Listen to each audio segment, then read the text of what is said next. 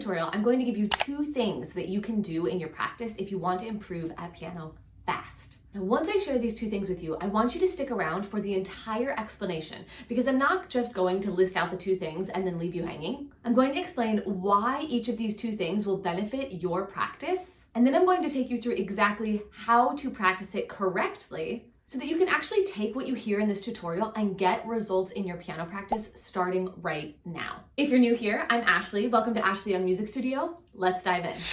The first thing to practice if you want to improve at piano fast is rhythm. And when I say rhythm, I don't just mean counting out loud or using the metronome when you're practicing your pieces, although you should also do those things. What I mean is actually spending 2 to 4 minutes per practice session just focusing on rhythm. Now, why will this benefit you? The most important thing about rhythm is that it is not just about hearing the length of the notes and imitating that sound. It's actually about structure and consistency. When you count out loud, you are giving clear signals to your hands about when they need to play and where they need to be on the keyboard. Oftentimes people will come to me when they first join the Casual to Confident Piano Player program and they are struggling to play consistently. They're struggling because they have these random mistakes that are coming up all over their pieces, even after they've drilled things over and over and over again. And oftentimes the missing piece of the puzzle that they're not doing is paying attention to rhythm and counting out loud. So their brain isn't totally clear on exactly when they're supposed to play the notes in each hand in relation to each other.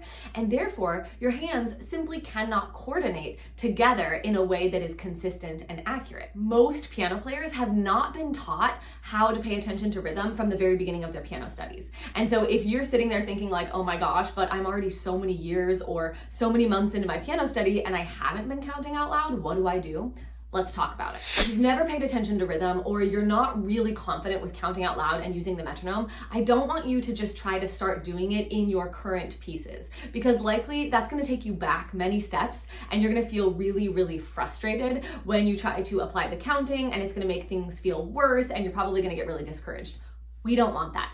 So what you're going to do is get a book like this, Rhythmic Training by Robert Starrer, or go to some pieces in your books that you're not currently working on. And you're going to spend 2 to 4 minutes a day going through this process, writing in the counting of the example. So in that step, you're actually figuring out what is the rhythm and you're making sense of the note values and you're actually writing in the measure, like how would I count this out loud and where do these beats line up with the different notes in this measure. And then you're going to actually clap and count out loud. You're going to clap the notes that you would play and you're going to count out loud. And this is going to help your internal sense of rhythm develop because you're going to be feeling just the beat and where the notes are happening in relation to the beat. And you're going to start to develop an internal sense of rhythm and that's going to strengthen the more that you do this. I'll link to that book in the description below. It's great because it starts at the very beginning level and it goes through quite an advanced level. Now, if you can't get a book, you could go ahead and open up an old piece that you used to play and you could go through this same process,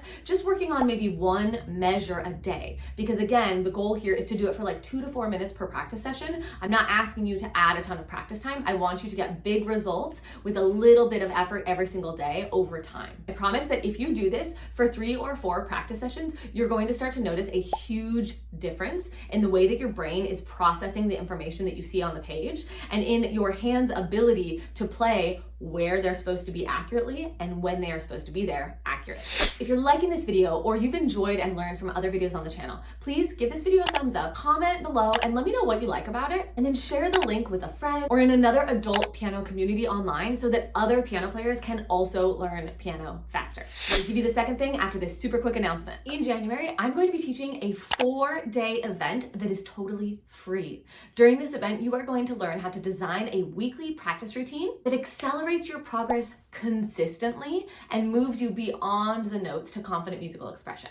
Please join me. It's going to be a fantastic time. We hang out in Zoom together. We get to know each other. The link is in the description below. I can't wait to see you there. The second thing to practice if you want to improve at piano fast is sight reading. And I don't just mean looking at a bunch of notes and trying to play them. I mean having proper sight reading materials that are at a lower level than your repertoire pieces that are short and simple that you go through one per practice session. Why will this benefit you? Sight reading helps you with literally every single musicianship skill that is required to learn how to play the piano beautifully. But the biggest reason that it's helpful in improving at piano fast is that every single time you sight read, if you are doing it correctly, and that is the big caveat because most people are not, you're going through the process of learning a piece very quickly and performing it. In other words, like playing it through from the beginning to the end, every single practice session. And when you do this with full length pieces, like with your difficult repertoire pieces that you're practicing over weeks or months or years,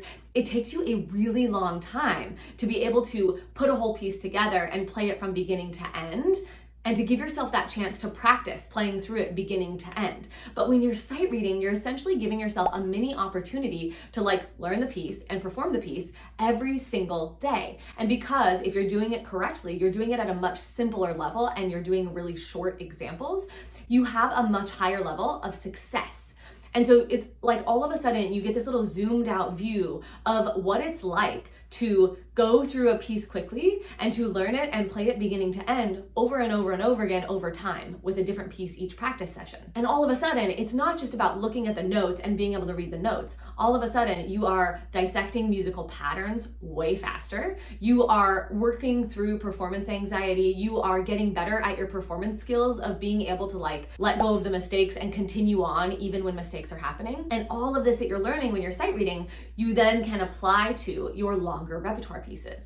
And actually the information starts to be applied over here, even if you're not intentionally trying to do that. So when you spend 5 minutes during each practice session practicing sight reading, you're actually over time really increasing the speed at which you can learn new pieces, the level at which you can play through pieces without mistakes, and you're also making your performance anxiety way less. How do you go about sight reading correctly? You need to have the proper materials and you need to be sight reading at the proper level. I go a lot deeper on this topic of how to practice sight reading correctly on a free class that I recently taught. I teach you the 3 simple steps to sight read with more accuracy and less mistakes every single time. And a great next step, if you are ready to include sight reading in your daily piano practice and you want to make sure that you do it correctly, would be to check out the replay of that class. You can grab the link in the description below and right here on the end screen.